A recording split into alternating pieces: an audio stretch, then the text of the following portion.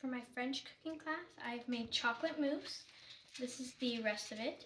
It tasted pretty well, but I'm not much of a chocolate fan, so it didn't taste that good, and it tasted very rich.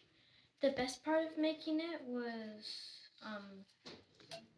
just like melting the chocolate and like mixing it and seeing how it went from like chocolate chips to kind of fudge-ish stuff. The hardest part was either waiting the 3 hours for it to chill or whisking the whipped cream, the heavy whipping cream. I started doing it by hand, and then my mom came in and saved me, and we used the mixer. And my dad gave me a tip next time to use higher quality chocolate, because the better the quality, the better the taste.